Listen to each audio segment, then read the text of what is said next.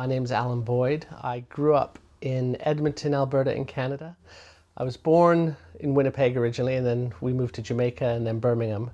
But my father, who was a doctor, couldn't start a practice, so they moved and emigrated back to Canada, originally from Scotland. And I think the first time I really kind of got into music was my parents bought me one Christmas. I remember getting in my stocking the Beatles' Red album on cassette. And maybe 8, 9 years old or something like that. And I used to listen to it to death all the time. And it's really, that sort of got me interested in music, particularly the Beatles. But music playing happened because my father, who was a bass player as well, he played double bass. And he was in a kind of well-known Scottish trad jazz band called, I think they were called Fidgety Feet. And they won, I think they were Scotland's best jazz band in 1957 or 58 or something like that. So he had that musical background. And one day he brought home an electric bass for me to learn. Him thinking it was going to be, a hobby to have on the side while I went and pursued whatever was going to be my career. But actually all it did was made me want to be a musician. And I ran off and formed a band with some friends at 14 years old. And this was the early 80s, 1984, I was 14. And at that time, punk rock was a big thing. And in America and Canada, there was this DIY punk rock movement with bands that were touring around in vans, and they would come through town and we'd go see the show, me and my friends. And there was a very inclusive spirit to it, that you could go and just form a band and play and do it. And I did that with my friends. And our first band, when we were in high school, it was called RØDE, because we thought that was really, pretty cool. It was English. It's a place in England. It was really cool. Only when I moved here later in life did I realize RØDE was not necessarily going to be the coolest name to give your band. But we liked it. We used the tube symbol. We'd paint that on our posters. We thought we looked really cool and sophisticated. And we played a lot of covers to start, like Clash songs, The Jam, but also really into 60s music, like the Zombies or the Yardbirds. And those were the things that kind of informed us, a bit of Beatles. And that kind of led to starting to write music in bands. And I moved from bass originally to starting to play guitar. So about 16, playing guitar. And after the first band finished, I moved on to a second band that was called Kentucky Church Bus. And we had a lot of fun with that. But eventually I was asked by a band from Montreal called the Gruesomes, who were a garage rock band, if I would go and join them, because their guitar player had left. They needed a new guitar player. We'd done a gig together. So at 18 years old, I packed up my bags and moved to Montreal to play with the Gruesomes, which was fun. We did a cross-Canada tour. I was in a band that was actually getting paid. We made some money. We had fans. I had fan mail. It was the first time I had fan mail coming in from Sweden and places in the States. It was hilarious. But they didn't really have much ambition. They just wanted to do their thing, and I think I decided I wanted to leave when we were offered to go play New Year's Eve in New York City, and they just didn't feel like that was worth doing. So they decided to just forget about it. And I thought, well, I'm going to go do something else then. And at that point, I went to California for a little while, where I was in Santa Cruz in California, and I studied at a college called Cabrillo College, and I started getting into sound engineering and took a sound engineering course there and a music theory course. And because I was not American, I couldn't stay. So I decided to go back to Vancouver on the west coast of Canada. And I spent the next 5 years there working, learning a bit about engineering, took a course, and being in a band that was called MOVIELAND. And that band, MOVIELAND, kind of was the last thing I did in Canada before moving to the UK in 1994. And MOVIELAND actually just has had, 30 years ago was when it happened, we've just had an album put out of those original recordings. on a label in Canada called 604 Records. And that's been really fun and interesting to revisit. So in September of 1994, I was living in Vancouver, and the band that I was part of wasn't really going anywhere. This was before streaming, before the internet, and Vancouver seemed like the edge of the world. It was, you know, it's a beautiful place, and it still is a beautiful place, but it was very far away. It wasn't Los Angeles, it wasn't New York, and it wasn't London. And I had a British passport, so I could go and live in the UK. And I thought, well, that's where I wanted to be, because the music I was loving, the music I really enjoyed, was British music over maybe, let's say, American music. So, you know, I had an early start with bands like the Beatles and informed by 60s music, and then punk rock music, both American and British. But then in the late 80s, early 90s, there was really great music coming out of London, especially a label called Creation Records, which informed a lot of what I was listening to at that time. Bands like Swerve Driver, My Bloody Valentine, Primal Scream, Slowdive. There was a lot of these really cool and interesting bands, and the music I was making was more like that. So I thought the thing to do would be to go to London and become part of that. And it was quite funny because I came over on tour with a friend's band, a band who's a Canadian punk rock band called SNFU, where I helped, I was a roadie on that tour, bought a one-way ticket, joined them on their tour, and they were opening up for a band called Bad Religion and another band that had just put out a record that was going pretty big called Green Day. And we did this huge tour together through Germany and some of Scandinavia. Really fun, great time. And on that, I met somebody who worked, had a t-shirt company and did the t-shirts for the bands. And I said, well, I'm coming to London, give me a job. They said, okay. So I got to London, started working for this t-shirt company, and then set about trying to find a band and trying to get into that scene that I thought was the scene, I thought the thing that was happening. But it just didn't seem to be as important over here as it was to me and my friends back in Vancouver. So bands like My Bloody Valentine and Slowdive, these sort of shoegaze bands as they're now called, they didn't really have the following over here that I expected. And there was, in particular, bought tickets to go see a Slowdive show when their new record came out, and they canceled the show because they'd only sold 7 tickets. Now, funnily enough, 15 to 20 years later, when they reformed, they've been selling out shows now, and they're on tour. I think they've been together longer than they were originally together. So I think the music was great, but it just wasn't the right time for it.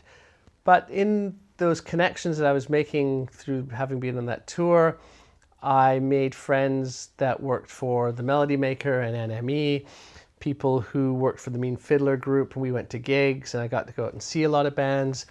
But I wasn't finding that the sort of guitar scene was as strong as it once was, and it was when dance music was starting to become quite big. So I kind of flitted between trying to play with people, trying to start some projects.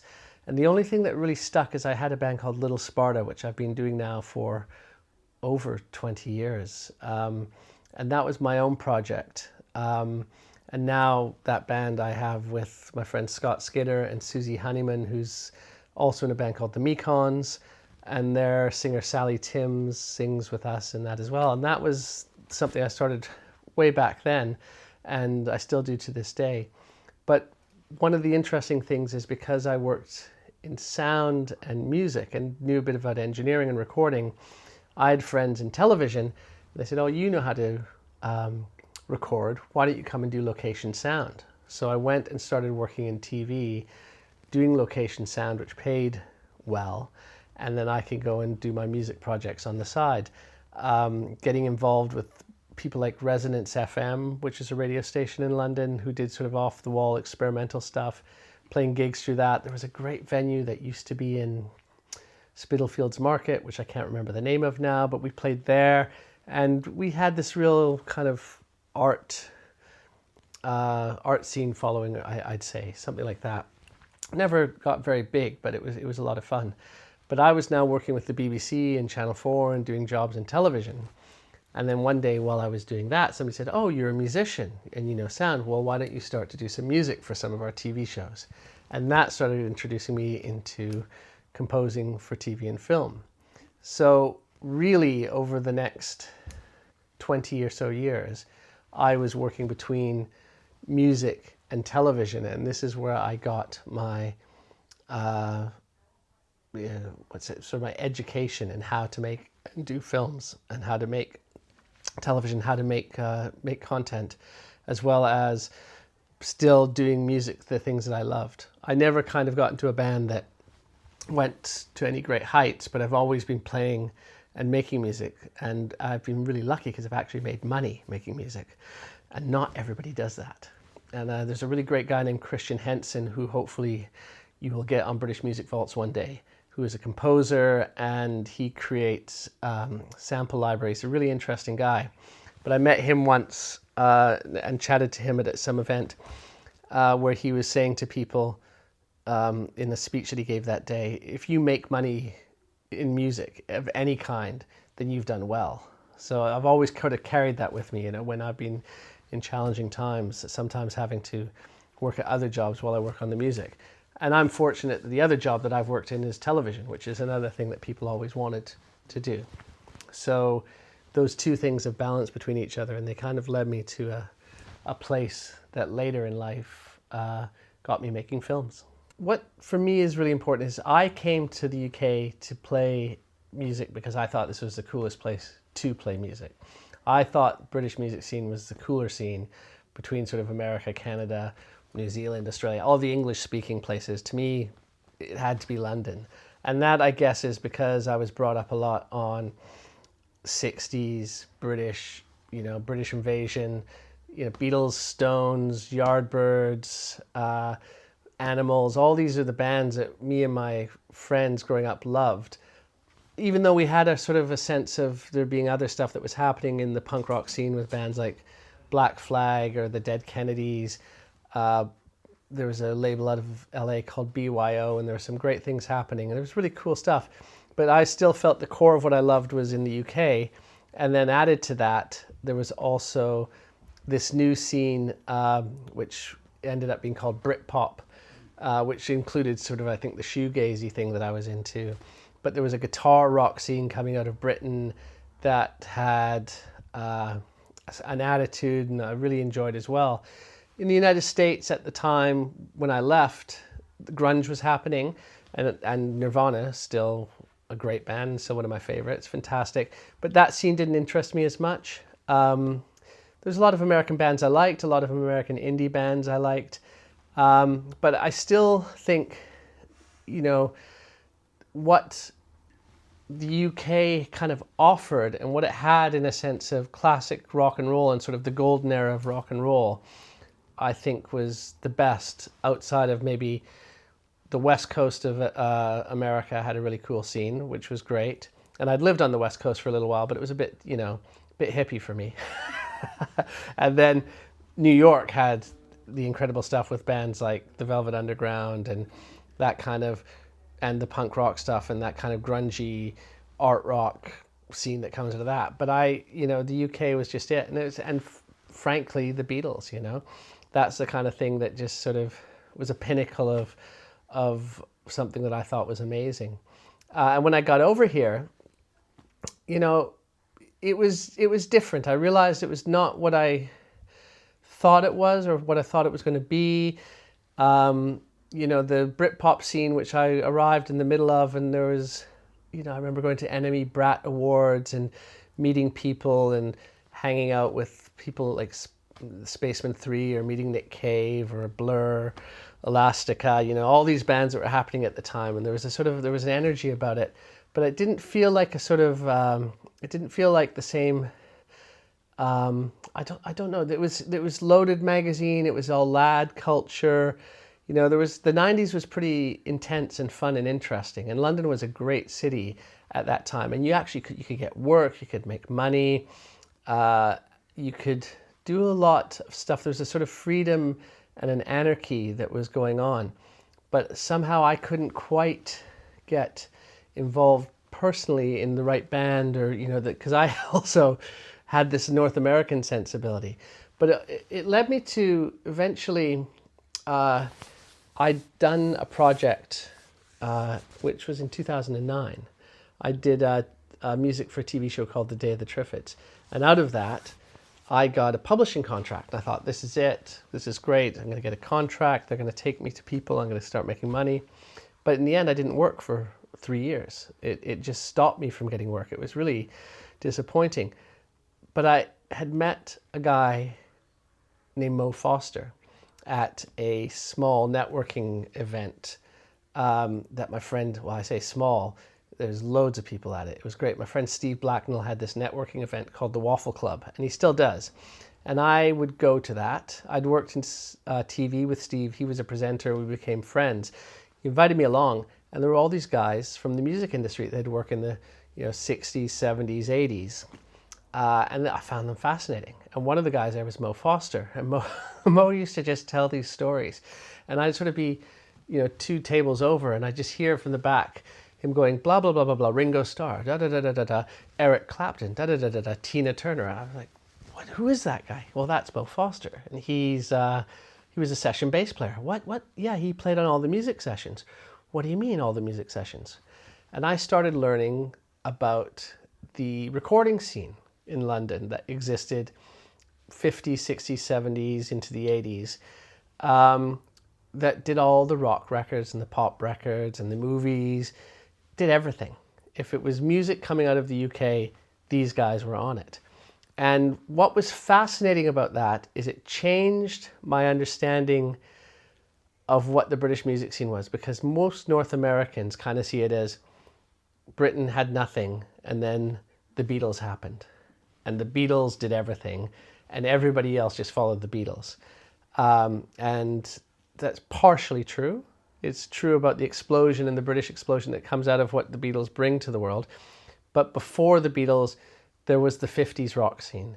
There was the Cliff Richard scene. There was a jazz scene that was happening in Soho. And out of that, there were these musicians, people like Mo, my friend Ray Russell, Brian Bennett, Herbie Flowers, so many, Dave Richmond, all these people that I've been talking to make a film about the session scene of the 60s and 70s, which is called One More Time. And One More Time is trying to tell their story and trying to tell the story of how there was this industry that supported and made British music of that time happen. Sadly, the film is not easy to get finished because the rights to the songs that they worked on are prohibitively expensive. And that's sad because these are the guys who did it. These are the guys who worked with Jimi Hendrix. These are the guys who played on Beatles songs. These are the guys who played the James Bond theme. Stuff that is iconic, known around the world, and really defines that era in a big way. And then when you go back to America and Canada, what still exists there very strongly is classic rock as a genre and a scene, and a lot of classic rock is British invasion stuff. And perhaps the kings of that are something like Led Zeppelin, who is the ultimate classic rock band and are worshipped in the United States. So that's, it's fascinating to have discovered the different idea of what the British music industry was, and how such a small island has such a massive cultural input around the world, especially in pop culture. One More Time has been a project that I've been very passionate about for about 15 years now that I've been working on it.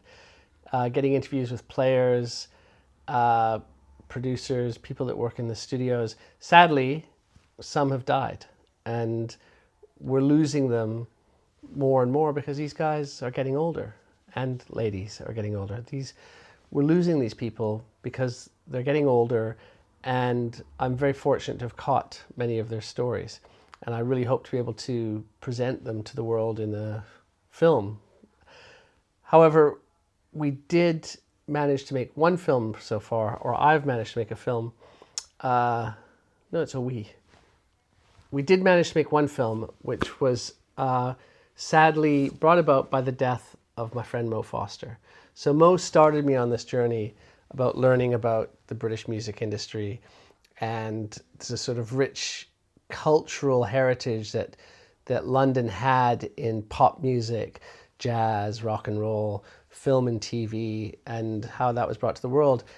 And so Mo in 2023 passed away from an illness brought on after COVID. And it was devastating because Mo was a wealth of knowledge. And I'm very lucky because I interviewed him a few times. I'd been to many talks that he'd done. I'd filmed those. And what we decided to do after Mo passed was put on a concert. And his friends got together, and they got together a bunch of musicians. They got a hall. And I thought, well, we got to film this. You know, let's get this, put this on a film and see if we can make something of this. And this could be a start to the story of One More Time and start to get some interest out of that. So we filmed that concert, we edited it, we put little clips that I had had from interviews with Mo over the years, and that became a film called Four Strings Good. And that film debuted pretty much a year later from the concert at the Dock and Roll Festival in London. And it was great. It was fantastic. And it's, you know, it's a small film, but it's very heartfelt. It's full of amazing performances. All the music in it is in some way connected to Mo, whether he wrote it or as a song that he may have performed on in his lifetime. And we've been playing that film in places around the world. Hopefully going to have that play in more places. It's up streaming at the moment, and with it trying to get more interest in the bigger picture of that scene and that British music scene that Mo was part of. What I'm hoping that Four Strings Good is going to do is it's going to take the idea of the stories of the session scenes, the stories of the London music makers of the 60s, 70s and 80s to a bigger audience and have more demand for it. Also because many of the people that are involved in that are getting older, we're losing some of them, and Mo was very fond of saying, when somebody dies, it's like a library burning down. The knowledge that disappears. And he was full of knowledge. You know, he was the guy that had all the stories.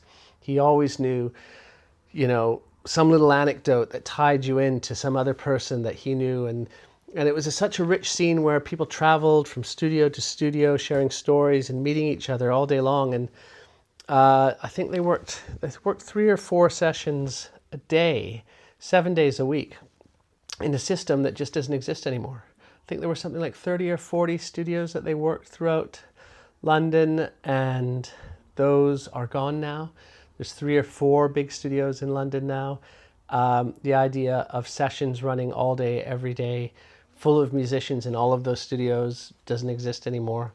You know, Mo used to say people call themselves session musicians now, but they have no idea the work that these guys carried out. My involvement in the British music scene has been double. It's been that of being a musician, somebody who's managed to make money making music for television and film. I've been in bands, I've performed, I've toured, I've traveled the world with my music. But I've also been somebody who's moved into film and making films about music and musicians, which has been very rewarding and really interesting. The stories and the friendships I've made in doing that have been fantastic. So making my film One More Time, which is still in the process and still trying to get funding to complete it, has led me to meet people like Ray Russell, who's become a friend and somebody who I've worked with musically. My friend Mo Foster, who passed away, who we made a film, Four Strings Good, about. And many other musicians and studio makers, studio owners, producers, etc., who've all become contacts within my world and brought me into that world of the British music scene that I was so in awe of when I moved here. But I also know that, but I've also been introduced by Ray Russell to a man named Bill Fay, who was a musician that Ray played with and became friends with in the 70s. He had a phenomenal album called Time of the Last Persecution, which was his second record, that was recorded, I think, in late 69 into the 1970, and then released in 1970. And then he got dropped from this label that he was on, kind of was quiet for a few years. I think he did another album in the early 80s, but was picked up 30 years after 1970, when in the year 2000 his record was sort of rediscovered by some artists in sort of independent music scenes. And a young man from the States whose father had a copy sought him out and started producing some of Bill's work again. Ray introduced me to Bill, and Bill's a very private man, but we've started working on a film about him, just telling the story of that album and how that came about and then ended up influencing all these people many years later. So that's a project that I'm working on at the moment. I'm also trying to get some funding for a project about musicians and hearing called Hear Hear, because strangely enough, so many people that work in the music industry have hearing damage. You would expect it in a way, but it doesn't affect their work somehow. It can affect certain aspects of the work, but they still manage to be great musicians or engineers or producers. And then I'm also continuing with making my own music with my band Little Sparta, with Sally Timms from the Mekons doing some singing sometimes. Susie Honeyman and Scott Skinner, who are the other members of the band. We've just recorded about 10 new tracks that we're about to try to finish for 2025. And then MOVIELAND, my band that I had in Vancouver in the 1990s, has been reissued 30 years later and is suddenly in Canadian college charts. So maybe there's something happening with me there. Maybe there's a return career to something from 30 years ago. There's going to be a new record from that out in 2025 as well. So I'm still doing the music, still making films if I can, but just trying to find out, where the money's from to finish these projects, because it's a different world than it was even 15 years ago.